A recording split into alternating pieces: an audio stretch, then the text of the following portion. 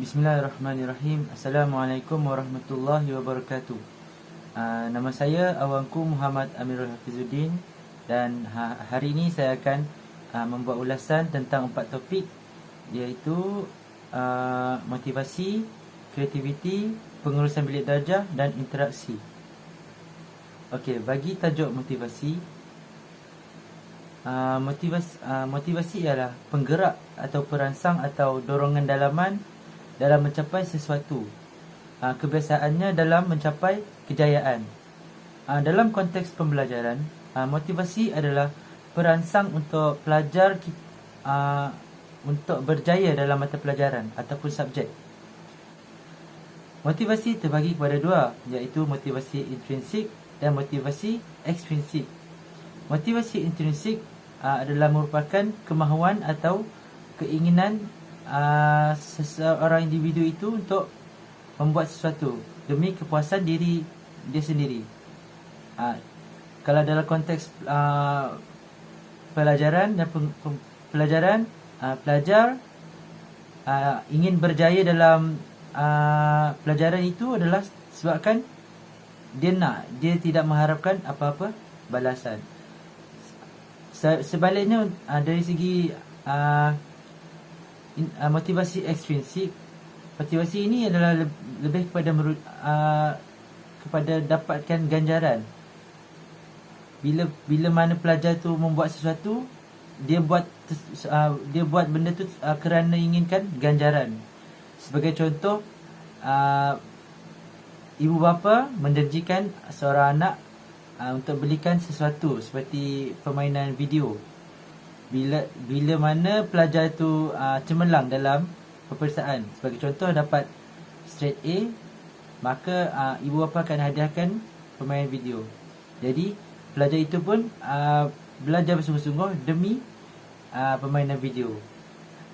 Itu adalah motivasi ekstrinsik. Dalam bab motivasi, terdapat satu teori yang digunakan. Antara teori yang digunakan, salah satunya adalah teori pelaziman operan. Teori pelaziman operan adalah lebih kepada motivasi ekstrinsik.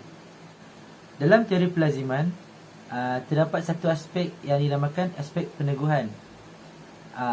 Dalam aspek peneguhan ada dua, iaitu peneguhan positif dan peneguhan negatif. Contoh peneguhan positif ialah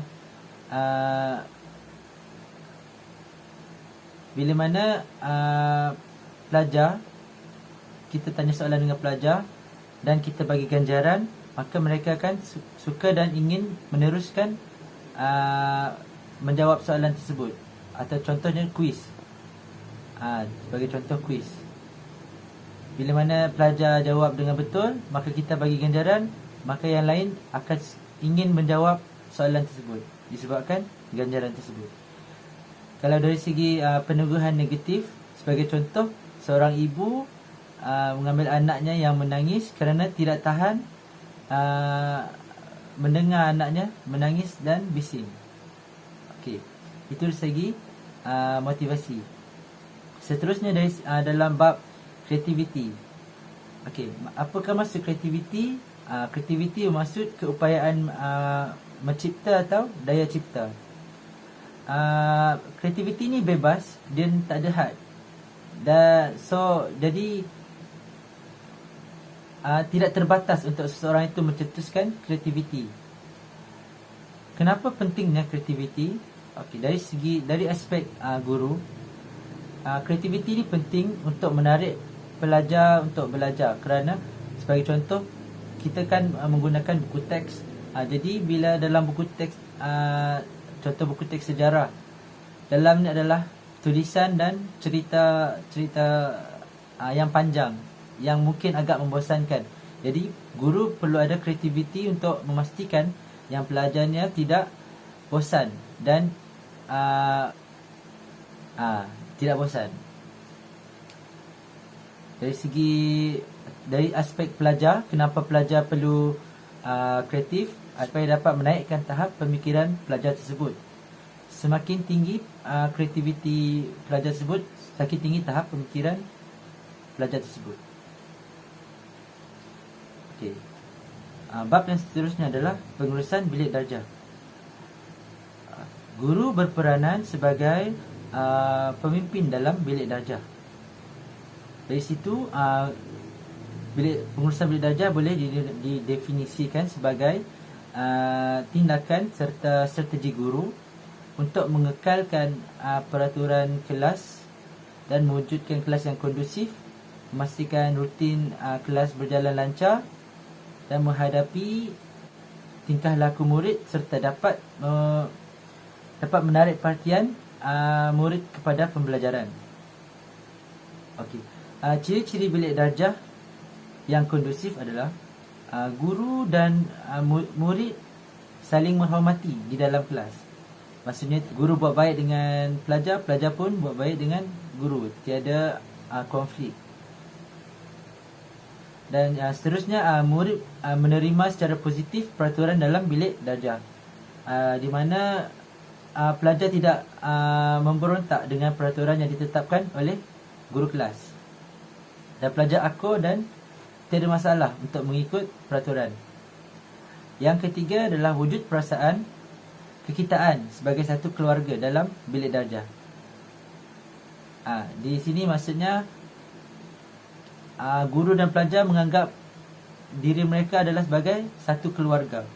Bila satu keluarga ni adalah semuanya dalam keadaan yang mesra dan gembira. Bagaimana cara untuk mewujudkan bilik darjah yang kondusif adalah dengan memastikan fizikal dalam bilik darjah adalah kondusif. Di mana maksudnya keperluan seperti meja, kerusi dan keperluan-keperluan lain berada dalam keadaan yang baik dan selesa untuk pelajar gunakan. Yang kedua adalah mewujudkan hubungan sosial yang positif antara guru dan murid. Ini sama dengan mewujudkan semangat kekitaan dalam kelas. Guru adalah buat baik dengan pelajar dan pelajar juga adalah buat baik dengan guru. Supaya untuk mewujudkan suasana yang positif. Seterusnya mewujudkan suasana emosi yang baik dalam bilik darjah. Dalam bilik darjah seeloknya tiada konflik dan kemarahan dalam bilik kelas. Sekiranya ada, maka emosi pelajar dan emosi guru akan terganggu. Boleh terganggu dan menyebabkan emosi kelas tidak stabil. Dan yang terakhir sekali adalah guru mengamalkan daya kepemimpinan demokratik. Seterusnya adalah bab yang keempat adalah interaksi. Apakah maksud interaksi? Interaksi adalah lebih kepada komunikasi, iaitu proses penghantaran mesej daripada penghantar kepada penerima. Proses ini akan berjaya sekiranya penerima faham apa yang disampaikan oleh penghantar. Okey, terdapat dua jenis komunikasi atau interaksi, iaitu interaksi secara lisan dan interaksi bukan secara lisan. Interaksi secara lisan adalah menggunakan perkataan yang boleh difahami oleh penerima. Manakala interaksi secara bukan lisan adalah penyampaian idea yang melibatkan pergerakan anggota badan, seperti menganggukkan kepala bermaksud ya dan ataupun menunjukkan ibu jari, maksudnya bagus. Seorang guru perlulah menguasai